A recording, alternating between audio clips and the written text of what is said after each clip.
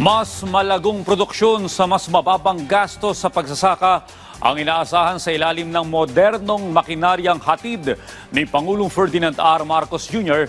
sa mga magsasaka sa Nueva Ecija. Yan ang ulat ni Vel Custodio. Masayang sinalubong ng mga magsasaka si Pangulong Ferdinand R. Marcos Jr. kasunod ng pamamahagi ng 16 na rice combine harvester, tig-isang 4-wheel tractor with complete implements at cultivator sa Science City of Muñoz, Nueva Ecija, para sa patuloy na pagpapahusay ng mekanisasyon sa pagsasaka ng palay para sa mas mataas sa produksyon at kita ng magsasaka. Pinangunahan ni Pangulong Marcos Jr. ang inauguration at turnover ng rice processing system at distribution ng farm machineries para sa mga magsasaka sa ilalim ng Rice Competitive Enhancement Fund o RCEF. Isa si Mang Rodolfo sa makatatanggap ng rice combine harvester. Sa tulong nito, nasa 150 hanggang 180 aniya na sako ng palay ang mabilisan niyang maani. Ay malaking bagay po ang may tutulong nitong unit na ito dahil ginawa na po kaming mag-aano sa mga bukid. Nakaka5 hektarya o 6, ganun. Depende po sa ng panahon. Halimbawa may ulan na, pwede na namin ikuan kagad para maayos na.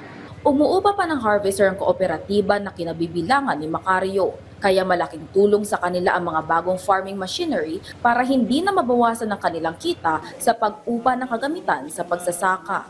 Hindi na kami uupa ng traktora.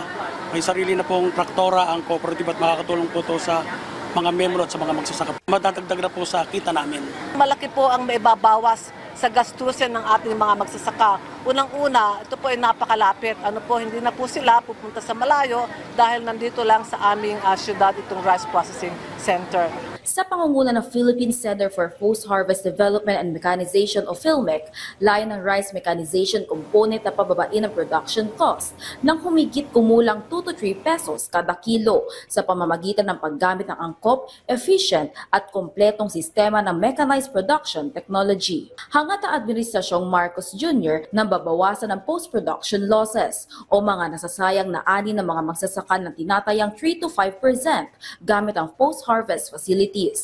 Makatutulong din ang programa sa paglikha ng karagdagang trabaho, mas malawak na paggamit ng teknolohiya sa mekanisasyon, pagtangkilik sa mga locally fabricated machineries, pagtaas ng ani ng palay, pagtaas ng cropping intensity o dami ng tanim kada taon. Kabilang sa mga itinatayong pasilidad sa ilalim ng programang ito, ang Rice Processing System 2 na multi-stage rice mill na may kapasidad na 2 to 3 tons kada oras na nagkakahalaga ng 55 million pesos. Si Presidente na mismo ang pumunta at para makita at nagpa-update sa progreso ng mga rice processing systems at dryer systems. At napaliwanag nga namin na 145 na inatayo natin this year.